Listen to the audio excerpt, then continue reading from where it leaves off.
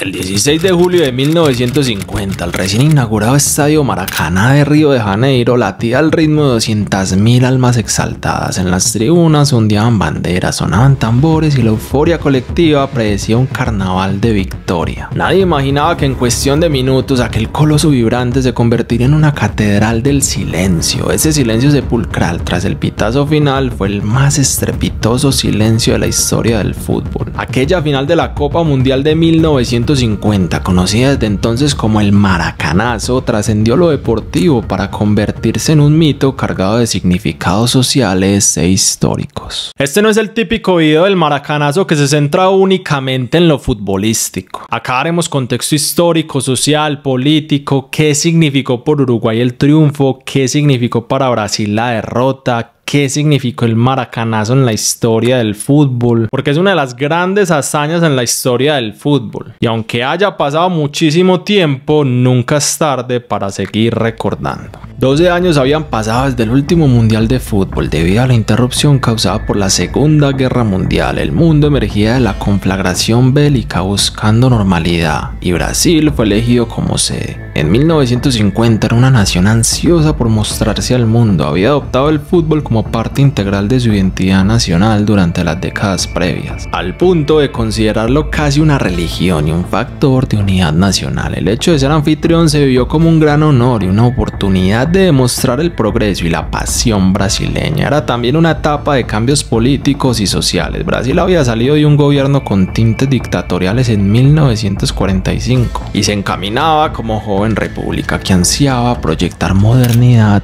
y grandeza. En ese clima se emprendió la obra monumental del Estadio Maracaná de Río de Janeiro, concebido como el mayor estadio del mundo. Sería el escenario principal del mundial, aunque las obras quedaron incompletas para la fecha del torneo. Maracaná abrió sus puertas a tiempo para la competencia, presentándose como un templo del fútbol brasileño. Con capacidad para casi 200.000 espectadores, Brasil quería que ese coloso simbolizara la consagración de su selección ante su pueblo. De hecho, la construcción del Maracaná fue vista como un logro nacional, un estadio a la medida de la grandeza a lo que aspiraba Brasil en el concierto mundial. En paralelo, la elección de Brasil como sede también se debió a que muchas potencias europeas estaban devastadas tras la guerra y pocas podían organizar un evento de tal magnitud. El Mundial de 1950 fue así el primer evento deportivo global de gran escala de la posguerra. Sin embargo, no todas las grandes selecciones participaron. Alemania y Japón estaban excluidos por su rol en la guerra. La Unión Soviética declinó participar. Argentina, sumida en disputas internas y externas, se ausentó. E incluso la India renunció a última hora. Finalmente, solo 13 países compitieron en lugar de los 16 previstos. Aún con ausencias, el torneo generó enorme expectación en América del Sur y atrajo nuevamente a selecciones europeas tradicionales como Italia, campeón defensor, e Inglaterra, que debutaban una Copa del Mundo. El formato del Mundial de 1950 fue único en la historia. No hubo una final de eliminación directa, sino un cuadrangular final de todos contra todos. Entre los ganadores de cada grupo, Brasil, Uruguay, España y Suecia llegaron a esta fase decisiva. Desde el inicio de esa ronda final, Brasil demostró un poderío avasallante. En su primer partido aplastó 7-1 a Suecia y en el segundo goleó 6-1 a España. Las cifras eran apabullantes. La delantera brasileña, liderada por Ademir, goleador del torneo, anotaba placer y el equipo sumaba 13 goles en 2 partidos. Sin embargo, para 1950 Brasil no era visto como la superpotencia futbolística que es hoy en día. No tenía títulos mundiales ni superleyendas como Pelé, como Ronaldo, como Zico, como Jairzinho, como Garrincha, como múltiples futbolistas grandiosos que salieron de Brasil. Era una selección importante para ese momento, sí, pero aún estaba en busca de la consagración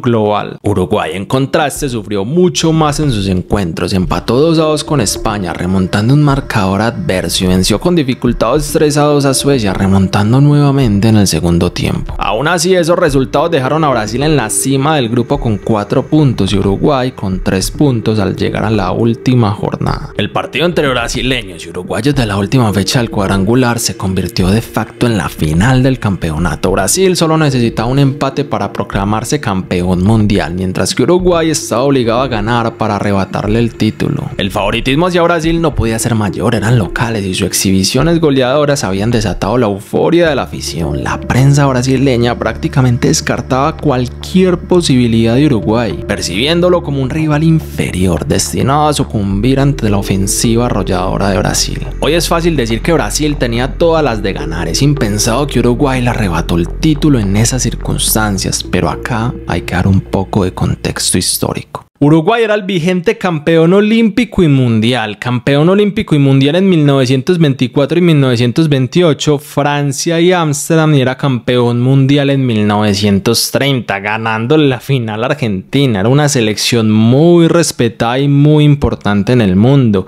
Tenía a los mejores jugadores del mundo en esos años 20 con Héctor el Mago Scarone. Y además, 2 meses antes del 1950 habían jugado la Copa Branco. Brasil y Uruguay. Habían jugado 3 partidos, uno lo ganó Uruguay 4-3, el otro lo ganó Brasil 2-1 y el otro lo ganó nuevamente Brasil 1-0. Era un partido muy parejo. No era tan favorita como se pensaba Brasil a pesar de ser la anfitriona. Pese a ello, el desempeño irregular de Uruguay en este torneo y el hecho de que Brasil jugara en casa genera una percepción general de que la balanza estaba totalmente inclinada. El ambiente en Brasil era de triunfo anticipado, bastaba con empatar, pero después de 2 goleadas la gente pedía una nueva victoria contundente para celebrar en grande. Uruguay por su parte llegaba en silencio y con perfil bajo, consciente de que enfrentaría no solo a 11 jugadores, sino a la multitud más grande jamás vista en un estadio de fútbol. En los días previos al encuentro decisivo, Brasil vivió una fiesta adelantada. La confianza rozó la arrogancia, alimentada por dirigentes, medios y aficionados. Los principales diarios de Río de Janeiro imprimieron sus titulares proclamando campeón a Brasil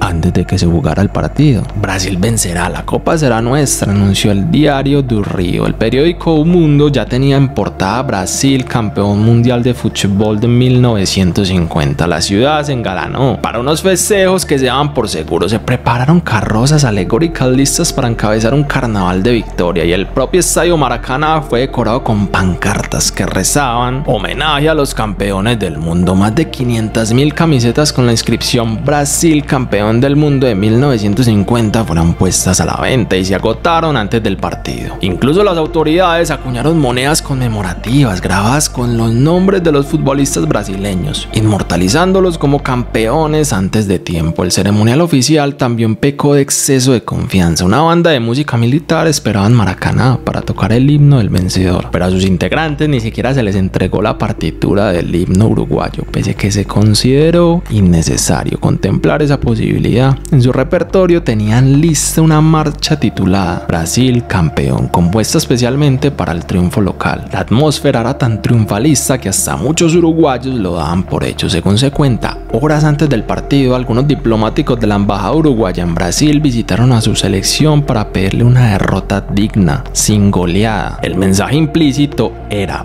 perder era casi un destino inevitable, solo restaba salvar el honor. Las mismas palabras del alcalde de Río de Janeiro, Ângelo Mendes de Moraes, quedaron grabadas como muestra del exceso de confianza. En la ceremonia previa al partido, tras una suelta de palomas de la paz, el alcalde tomó el micrófono frente a los jugadores brasileños y pronunció un discurso de aliento que sonó más a proclamación. Les dijo que el pueblo de Río había construido aquel estadio en su honor y que ellos debían corresponder coronándose campeones del mundo. Los futbolistas locales escucharon semejante arenga sabiendo que todo un país ya festejaba virtualmente el título. Hasta el presidente de la FIFA, el francés Jules Rimet, había preparado un discurso especial en portugués para felicitar a Brasil a término del encuentro. Rimet llevó ese discurso escrito en el bolsillo de su chaqueta, convencido por la atmósfera reinante de que Brasil sería el campeón. Algo raro en Rimet, porque Rimet ya conocía esta selección uruguaya, la conocía del 24 cuando Uruguay se coronó campeón mundial olímpico en Colombes, la conocía del 28 cuando Uruguay nuevamente fue campeón en Ámsterdam ganando la final a Argentina,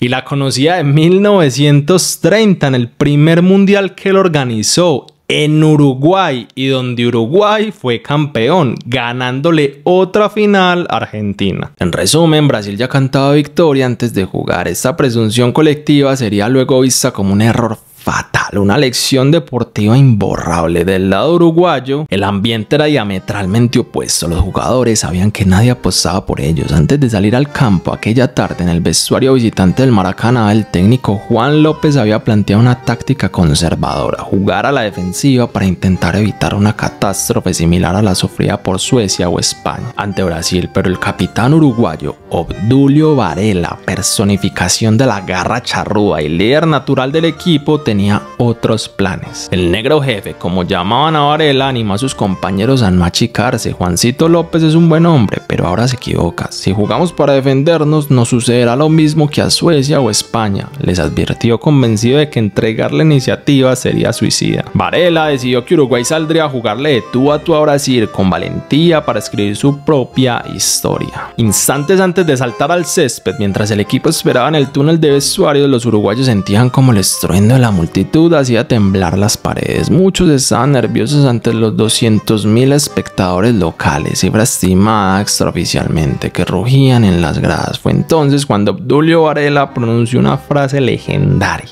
para ahuyentar el miedo, no piensen en toda esa gente, no miren para arriba, los de afuera son de palo. En la cancha seremos 11 contra 11. Con esta metáfora, los de afuera son de palo, Varela les pedía ignorar al público, imaginar que los espectadores eran de madera, inertes, sin concentrarse solo en el juego. El partido se gana con los huevos en la punta de los botines, remató Varela, apelando a la entrega y al coraje. Obdulio le hacía ver a sus compañeros que el fútbol es una fábrica de ilusiones. El pobre le puede ganar al rico, el pechico se puede comer al pez gordo, el bajito le puede ganar un cabezazo al grandote. El niño que juega descalzo puede en unos años ilusionar a miles de personas con sus gambetas. Las palabras del capitán uruguayo inyectaron ánimo a sus compañeros. Esas palabras son muy recordadas en la historia, pero hay algo que hizo Obdulio que precisamente a mí me llamó muchísimo la atención. Como era un partido de muchos nervios, los dos equipos normalmente salía uno, generalmente era el local o el visitante el primero, y después salía el otro.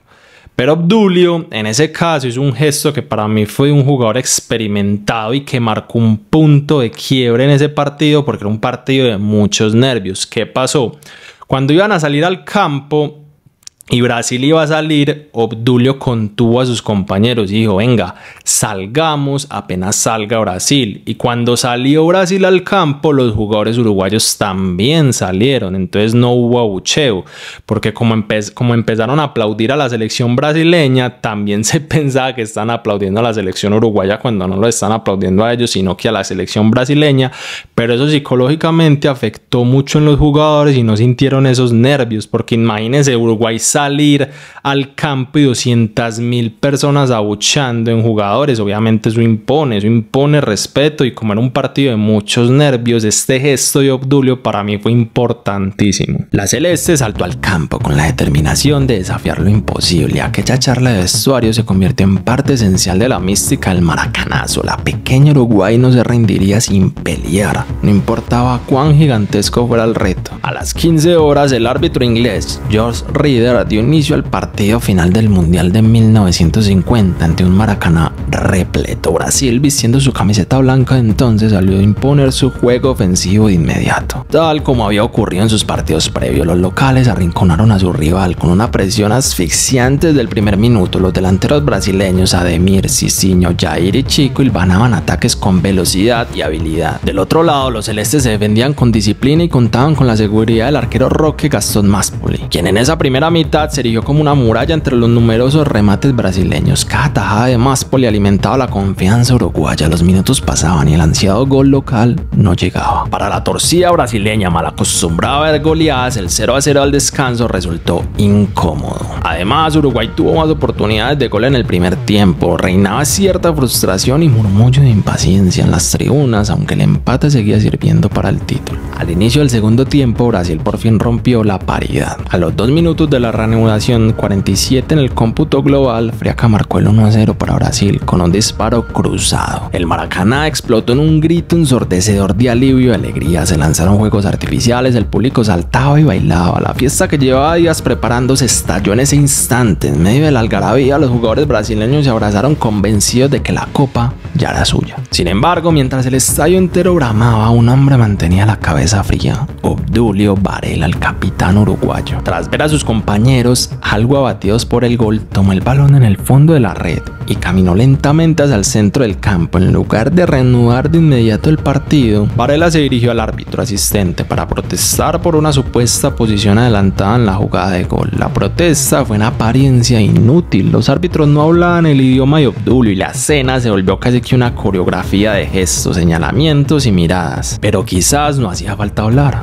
porque el fútbol es el lenguaje universal del mundo. Los árbitros entendieron perfectamente lo que Varela quería decir, aunque no lo comprendieran ni una palabra de español. Y en ese idioma universal que no figura en los diccionarios, todos nos entendemos. ¿El objetivo cuál era? Tal como lo confesó Obdulio Varela, años después el objetivo era enfriar el partido. Uruguay sabía que si Brasil, al marcar ese gol, sacaba rápido, probablemente le iban a meter más goles, como lo hizo con Suecia, como lo hizo con España, porque Brasil era muy anímico. Es que 200.000 personas en el estadio no es cualquier cosa. Y Obdulio, al contener el partido, le restó tensión y Brasil poco a poco se fue apagando. Obdulio era un jugador muy experimentado que sabía que era un partido muy emocional. Su picardía logró su cometido. La euforia en las gradas se fue apagando gradualmente durante la pausa y los propios futbolistas brasileños salieron de ese estado de éxtasis. Varela logró calmar a sus compañeros y, balón en mano, asumió el rol de líder absoluto de la situación. Algunos que jamás pisaron una cancha podrían reprocharle a Obdulio su protesta, tildarla de inútil, de torpe, de gesto absurdo nacido de la incomprensión lingüística. Pero se les olvida, o prefieren olvidar, que Uruguay no era ningún improvisado. Ya había sido campeón del mundo, varias veces campeón de América y 2 veces campeón olímpico cuando el torneo olímpico era el mundial. Algo tenían, algo sabían, algo muy suyo les corría por las venas. Con el partido ya enfriado, los uruguayos comenzaron a adelantarse unos metros en el campo. Pasados unos 15 minutos del gol brasileño, Uruguay dio señales de vida en ataque, especialmente explotando el sector derecho de su ofensiva. El extremo Alcides Gigia, que para ese momento tenía apenas 23 años, veloz y encarador, empezó a ganar duelos contra el marcador brasileño Bigode, recibiendo la ayuda del interior Julio Pérez. Por ese costado, a los 21 minutos del segundo tiempo, se gestó la jugada que cambió la historia. Gigia desbordó por la banda derecha hasta casi el fondo de la cancha y lanzó un centro retrasado perfecto hacia el área brasileña. Allí apareció Juan Alberto Pepe Chafino, llegando sin marca, quien conectó un potente derechazo a primera intención. La pelota se clavó en el ángulo y la portería defendida por Moacir Barbosa, poniendo el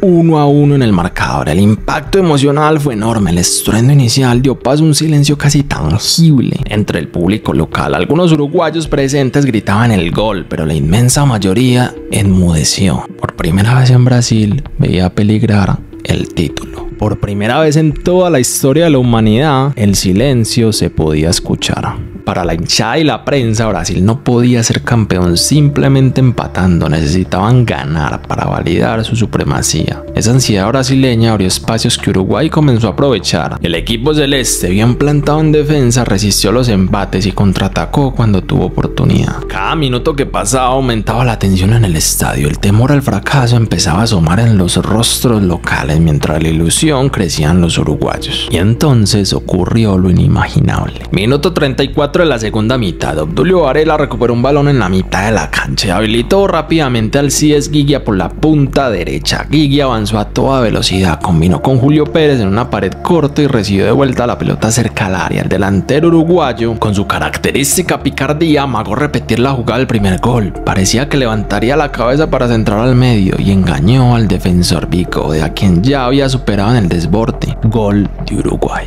Gigia lo había dado vuelta haciendo un engaño, una picardía, un fútbol de engaño que había aprendido y desaprendido. El arte que aprendieron los ancestros rioplatenses cuando ingleses o alemanes jugaban al fútbol en los potreros de finales del siglo XIX. Era un fútbol extranjero rústico y aburrido, pero fueron los criollos los que vieron en el engaño y la gambeta una nueva forma de jugar al fútbol. Antes de Pelé, Maradona, Messi y Stéfano, en Uruguay ya estaba uno de los mejores jugadores del mundo, Héctor el Mago Scarone. Los uruguayos Scarone y Sea desbordaban las sagas rivales con sus pases de primera y zigzag, que iban y venían de uno al otro lado en el camino hacia la meta, tuya y mía, cortita y al pie. La pelota rebotaba sin detenerse como una pared. Ya se llamaba pared en aquellos años a la manera rioplatense de atacar. Por eso Brasil en ese momento no podía menospreciar a Uruguay. Los testimonios coinciden en que jamás se había sentido algo así. 200.000 personas calladas de golpe. Estalló el silencio en Maracaná. Los jugadores uruguayos, ellos mismos asombrados, volteaban a ver a las tribunas atónitos de que aquella caldera ensordecedora se hubiera convertido en un cementerio mudo. El gran compositor brasileño Ari Barroso, autor de la famosa samba Acuarela do Brasil y quien oficiaba como comentarista radial del partido, quedó tan devastado que decidió retirarse para siempre como relator futbolístico. En ese mismo instante, Barroso simplemente no pudo continuar tras presenciar lo ocurrido y escuchar lo monumental silenciada de su patria futbolera. Quedaba algo más de 10 minutos por jugar, pero en la atmósfera se percibía que Brasil estaba noqueado anímicamente. Algunos futbolistas brasileños siguieron intentando atacar, impulsados por la desesperación y el orgullo. Finalmente, tras 90 minutos de juego y algunos instantes ya añadido, el árbitro Rieder pitó el final. Uruguay 2, Brasil 1. La hazaña estaba consumada. Los jugadores celestes, incrédulos y exultantes, levantaron los brazos y comenzaron a abrazarse en el campo. Los brasileños, en cambio, se desplomaron en el césped, muchos llorando desconsoladamente. Las gradas permanecían en su mayoría en silencio, roto apenas por el llanto de algunos y el murmullo de estupor. Muchísimos espectadores comenzaron a abandonar el estadio, cabizbajos, en absoluto silencio o entre sollozos contenidos. En el campo de juego se vieron escenas insólitas. No hubo vuelta olímpica ostentosa ni celebraciones estridentes de los uruguayos, en gran medida por respeto y conmoción ante el ambiente fúnebre que los rodeaba. La ceremonia oficial de premiación fue prácticamente improvisada y furtiva. Jules Rimet, el presidente de la FIFA, se encontraba tan sorprendido y desorientado como todos. Él mismo narró posteriormente su experiencia. Todo estaba previsto excepto el triunfo de Uruguay. Me encontré solo con la copa en mis brazos y sin saber qué hacer. Rimet había imaginado encabezar una vistosa entrega en el centro del campo, flanqueando por una guardia de honor y con un discurso en portugués en mano. En cambio, ante la ausencia de protocolo para la inesperada victoria visitante, deambuló por el césped hasta encontrar al capitán uruguayo Obdulio Varela y le entregó discretamente la copa a Jules Rimet con un apretón de manos, casi a escondidas y sin palabras de felicitación. No hubo himno del campeón, no había preparado el de Uruguay, ni vuelta de honor inmediata. La banda de música, que tenía instrucciones solo para festejar a Brasil, permaneció en silencio sin llegar a tocar pieza alguna. Afuera, la ciudad de Río de Janeiro quedó sumida en un extraño silencio. Se dice que no se escuchaba ni el ruido de un motor ni la música de samba en ninguna calle adyacente al Maracaná. El impacto psicológico fue demoledor. La prensa brasileña del día siguiente hablaba de la mayor tragedia de la historia para referirse a la derrota. Muchos brasileños sintieron que algo había muerto ese 16 de julio de 1950. En efecto, el plan de Brasil de coronarse campeón en casa no solo era deportivo, era un proyecto de afirmación nacional ante el mundo, una forma de reclamar respeto internacional tras años de ser vistos como un país periférico. En términos sociales, algunos intelectuales identificaron tras el maracanazo lo que llamaron el complejo de Vira-Lata, complejo de perro callejero mestizo. El célebre dramaturgo y cronista Nelson Rodríguez acuñó esta expresión en los años 50 para describir la sensación de inferioridad que se apoderó de muchos brasileños tras la derrota. Brasil, que se creía destinado a la grandeza, de pronto se veía a sí mismo como el Vira-Lata del mundo futbolístico, el mestizo sin pedigrí, que se siente menos que los demás. Según Rodríguez, el brasileño se coloca en inferioridad voluntariamente frente al resto del mundo, escupe en su propia imagen, incapaz de encontrar motivos para la autoestima. Una dolorosa autoevaluación nacía del trauma del 50. Este complejo de inferioridad colectiva negativo perduró durante años, alimentando dudas sobre si Brasil alguna vez podía lograr la victoria. Mientras Brasil lloraba, Uruguay celebraba la gesta más grande de su historia futbolística. Si en Río reinaba el mutismo, en Montevideo, a unos 2000 kilómetros de distancia, estalló el júbilo. Apenas se confirmó el resultado, las calles de Uruguay se inundaron de hinchas eufóricos. Una multitud espontánea se congregó en la principal avenida 18 de julio, coreando y festejando con banderas celestes ondeando al viento. Las grabaciones radiales de los goles uruguayos fueron reproducidas una y otra vez en altoparlantes, alimentando la algarabía popular. El país entero pareció detener sus labores. Nadie tenía intención de trabajar en las siguientes 48 horas, al punto de que el gobierno terminó por decretar feriado nacional, aunque de hecho la gente ya lo había instaurado de manera espontánea. Hubo escenas pintorescas. Muchos hinchas encendieron enormes fogatas en medio de la calle usando cualquier madera a mano, e incluso vertieron whisky sobre las hogueras para alimentarlas, para luego bailar alrededor de las llamas hasta el amanecer. La celebración rayó en la locura colectiva. Después de todo, 11 uruguayos le habían ganado al gigante brasileño en su propia casa, logrando algo que hasta el día de hoy no tiene comparación en las grandes gestas futbolísticas. Sin embargo, irónicamente, los jugadores campeones vivieron festejos modestos, y uno de ellos vio un festejo bastante particular. Cuentan las anécdotas que esa noche en Río de Janeiro, tras el partido, Obdulio Varela se fue solo, se le perdió a sus compañeros, se fue de incógnito recorriendo las calles y los bares de Río. Sentía una profunda tristeza que no sabía de dónde venía. Tenía la obligación de ser el más alegre de los alegres porque había sido protagonista del equipo uruguayo. Luego el capitán uruguayo confirmó que sí, que había pasado la noche abrazando a los vencidos en los bares de Río de Janeiro. Los brasileños no sabían que era Obdulio Varela. Era una época muy diferente, no había redes sociales y era difícil reconocer a un jugador. También emergieron cargadas hacia el vecino. Entre los carteles que algunos exhibían en la calle, uno decía: de punto y de taco le ganamos a los macacos, frase burlona aludiendo a un canto popular de la época y utilizando un término despectivo. El fútbol, espejo de esa sociedad, también sufrió cambios. Uno muy simbólico fue el fin de la camiseta blanca en la selección brasileña. Hasta 1950 Brasil jugaba tradicionalmente de blanco con ribetes azules. Tras la catástrofe deportiva, la federación decidió que su uniforme había quedado maldito. A modo de exorcismo se convocó un concurso para diseñar una nueva indumentaria que incorporase los colores de la bandera nacional. Así nació poco tiempo después la ahora icónica camiseta amarilla con pantalón azul y medias blancas, que vale la pena aclarar que la transición no fue inmediata. Brasil usó la camisa blanca en algunos partidos internacionales hasta 1952, incluso brevemente en amistosos posteriores. El amarillo canariño terminó convirtiéndose en símbolo de renacimiento. Esa decisión estética representaba el deseo de dejar atrás el fantasma de 1950. Irónicamente, el flameante uniforme no trajo éxito inmediato. Brasil cayó en el Mundial de 1954 ante Hungría, pero 4 años más tarde, en 1958, ya con un jovencísimo chico llamado Edson Arantes de nacimiento, que años después sería Pelé. Brasil conquistaría su primer título mundial en Suecia, empezando a exorcizar definitivamente el maracanazo. Otra consecuencia dramática recayó sobre individuos puntuales, en especial sobre el arquero Moacir Barbosa. Barbosa, uno de los mejores porteros de su época, pasó de ser de héroe a villano nacional en un día. Señalado como responsable del gol de Guiglia por haberse adelantado, fue objeto de durísimas críticas. Como guardameta cargó con un sinfín de reproches de compatriotas que lo acusaban de la derrota, narran las crónicas. Lo más doloroso es que mucho de ese odio estuvo teñido de racismo. Barbosa era negro y pese a que Brasil ya había aclamado a futbolistas afrobrasileños exitosos en años previos como Leónidas da Silva o Domingos da Guía, en la derrota aflora la discriminación. Sectores de la sociedad no lo perdonaron por su fallo, con insultos raciales incluidos. Y hoy en día Brasil se dice ser víctima del racismo, que ay, qué pesar, me están maltratando, pero históricamente ha sido un problema más endógeno. Otro ejemplo ocurrió en la Copa América de 1921. El presidente de Brasil de ese entonces, Epitácio Pessoa, ordenó que no se enviara ningún jugador a la Copa de piel morena por razones de prestigio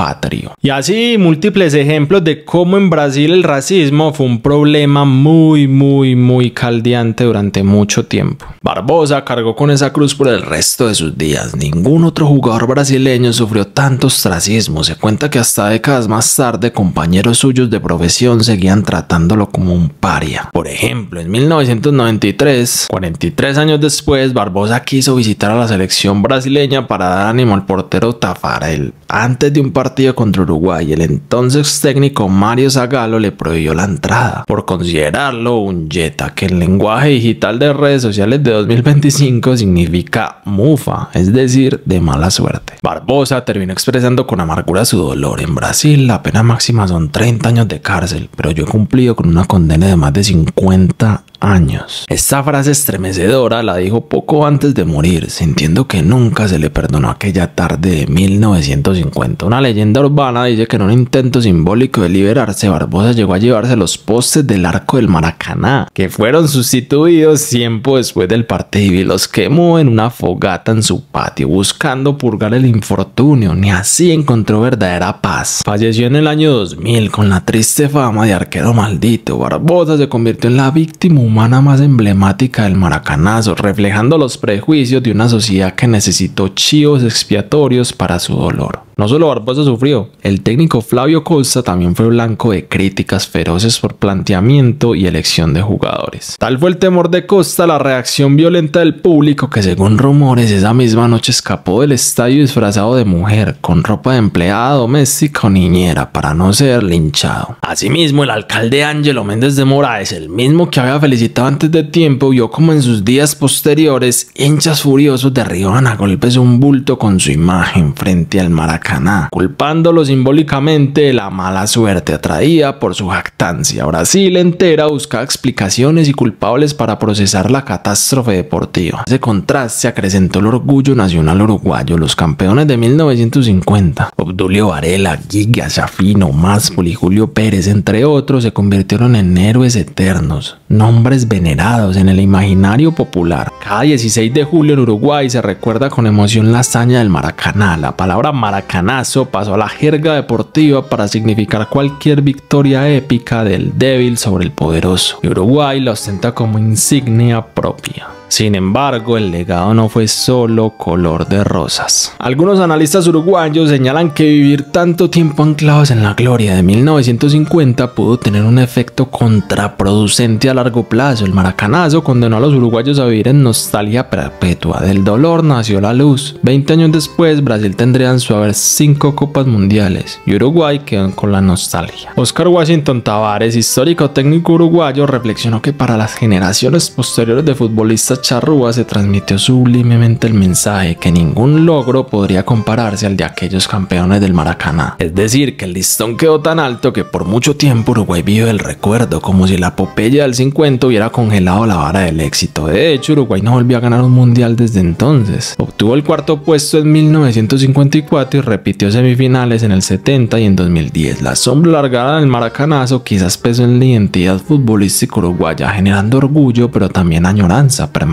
de aquel momento cumbre. Aún así, el saldo es claramente de orgullo. Uruguay añade 1950 a la lista de gestas que definen su identidad, junto con 1930, con los Juegos Olímpicos previos, etcétera, etcétera. Al término de garra charrúa, esa combinación de coraje, temple y entrega total, encontró en Maracaná su ejemplo más contundente. El maracanazo es uno de esos mitos fundacionales. No importa cuántas veces se cuenten y cuántas fórmulas inventen para explicarlo, su poder está en que ocurrió cuando no debía, como no debía y ante quien no debía. Y en ese milagro improbable el fútbol se hizo leyenda, porque al final, por más que los estadios cataríes o árabes tengan palcos de mármol y aire acondicionado, no tienen gran historia para contar. Y Maracaná, aunque esté desierto, todavía ruge con el silencio de aquel 16 de julio de 1950. Un silencio tan estruendoso que aún nos recuerda por qué amamos este juego.